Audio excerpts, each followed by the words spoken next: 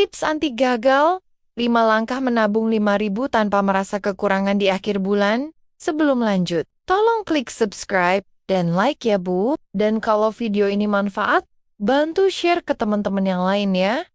Nah, sekarang kita lanjut. Wah, ketemu lagi nih Bu.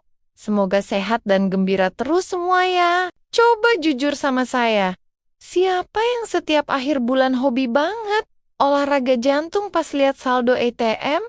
Tinggal sisa 20.000 perak saja. Duh, rasanya tuh lebih nyesek daripada lihat drama Korea yang sad ending ya Bu. Apalagi sekarang harga telur sama minyak goreng lagi hobi banget naik jabatan alias makin mahal setiap hari. Padahal niatnya mau nabung. Tapi kenyataannya uang 5.000 saja rasanya cepat banget lari dari dompet kalau sudah ketemu tukang bakso atau penjual daster. Promo di depan komplek. Menurut artikel psikologi keuangan yang pernah saya baca, rahasia menabung itu bukan soal seberapa besar penghasilan kita, tapi soal seberapa pintar kita mengakali kebiasaan kecil yang sering bikin bocor halus. Makanya hari ini saya mau bagi rahasia tentang 5 langkah menabung 5.000 tanpa harus merasa kekurangan, biar kita tetap bisa jajan tanpa rasa bersalah yang menghantui sampai ke mimpi. Langkah nomor 1 adalah jurus culik uang 5.000 sebelum dia sempat dipakai buat beli jajanan micin yang menggoda iman itu. Setiap kali ibu pulang dari pasar atau minimarket dan ada kembalian 1 lembar 5.000-an warna coklat itu, langsung amankan dan masukkan ke dalam celengan rahasia yang gak diketahui anak atau suami. Anggap saja uang itu sudah hilang atau hangus, karena kalau sudah nangkring di dompet, dia itu sifatnya kayak mantan. Suka tiba-tiba ngajak jalan dan hilang tanpa jejak. Jadi mending kita sembunyikan saja demi masa depan skincare yang lebih cerah daripada masa depan si mantan tadi ya Bu. Urutan nomor 2.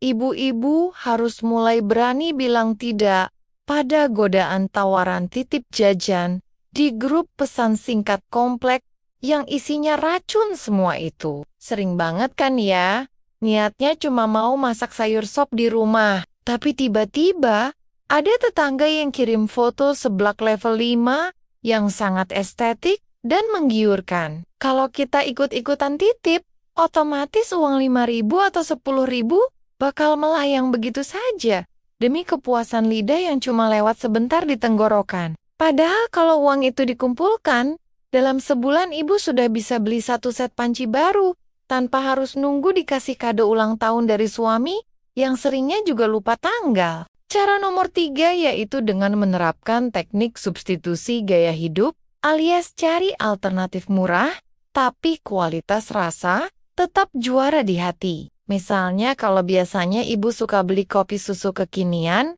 yang harganya 20 ribuan. Coba deh ganti dengan bikin kopi sendiri di rumah, pakai es batu dan susu kental manis. Selisih harganya itu sebenarnya bisa mencapai Rp15.000. Jumlah yang kalau terlihat kecil, seringkali kita anggap sepele.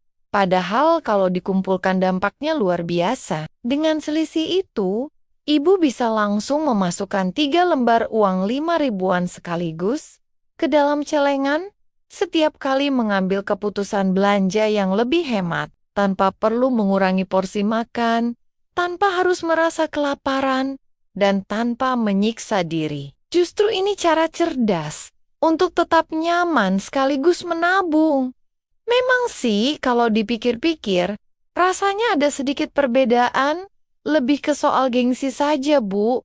Kadang kita merasa pilihan yang lebih hemat itu terlihat kurang keren, atau tidak seestetik yang sering muncul di media sosial. Tapi kalau dipikir lebih dalam, apakah itu benar-benar penting? Karena pada akhirnya, yang memberi rasa tenang bukanlah tampilan luar atau foto-foto cantik yang diposting, melainkan kondisi keuangan yang stabil. Percayalah, melihat saldo tabungan yang semakin gendut dari waktu ke waktu itu memberikan rasa aman yang jauh lebih dalam. Hati jadi lebih tenang, pikiran lebih ringan, dan ibu pun tidak perlu khawatir saat ada kebutuhan mendadak. Dibandingkan sekadar mendapatkan validasi dari fotokopi estetik di media sosial, memiliki tabungan yang terus bertambah adalah kebahagiaan yang nyata dan bisa dirasakan setiap hari. Langkah nomor 4.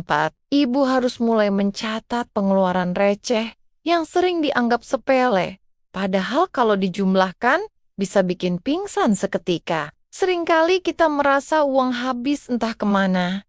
Padahal pelakunya adalah biaya parkir, jajan cilok anak, sampai bayar admin bank yang kalau dikumpul-kumpul bisa buat bayar arisan. Dengan mencatat, ibu jadi tahu di mana letak kebocoran dana darurat dan bisa langsung mengerem pengeluaran yang sebenarnya tidak terlalu penting itu. Jadi mulai sekarang jangan cuma jago mencatat kesalahan suami saja ya, tapi jago juga mencatat kemana perginya lembaran 5 ribuan kita setiap harinya. Urutan nomor 5 adalah membuat tantangan menabung yang menyenangkan bersama teman atau sesama ibu-ibu, supaya ada rasa kompetisi yang sehat. Ibu bisa bikin perjanjian di grup pengajian atau grup olahraga. Kalau setiap tanggal cantik, harus setor foto uang 5 ribuan yang berhasil masuk celengan. Kalau ada yang melanggar, hukumannya bisa berupa denda atau tugas masak buat kumpul bareng.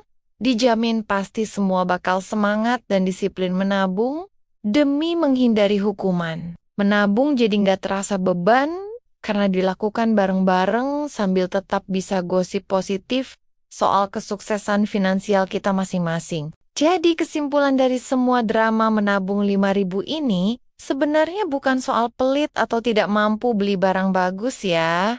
Ibu-ibu sayang, ini adalah cara kita untuk sedikit lebih sadar bahwa kebahagiaan sejati itu tidak selalu datang dari belanja barang baru yang fungsinya cuma buat dipajang doang. Kadang kita sebagai ibu terlalu sibuk menyenangkan orang lain sampai lupa kalau kita juga butuh rasa aman secara finansial demi masa depan anak-anak. Sedikit kritik buat diri saya sendiri juga, kadang kita lebih takut dibilang kuper karena nggak ikut tren, daripada takut kalau dana pendidikan anak belum tercukupi dengan baik. Semoga narasi kecil ini bisa jadi pengingat buat kita semua untuk tetap membumi dan bijak dalam mengelola setiap rupiah yang masuk ke kantong kita. Percayalah, kalau usaha kecil kita hari ini akan membuahkan hasil yang manis suatu saat nanti. Entah itu buat beli keperluan mendadak, atau sekadar buat memanjakan diri sendiri tanpa beban utang. Tetap jadi ibu yang cerdas, kuat, dan tetap humoris, meski harga-harga lagi nggak lucu sama sekali di luar sana. Sampai jumpa di perjalanan menabung berikutnya. Salam sukses buat semua dompet ibu-ibu di seluruh penjuru tanah air. Demikian dulu dan terima kasih. Sampai jumpa di obrolan serta cerita yang lebih menarik di video berikutnya. Salam semangat buat ibu hebat!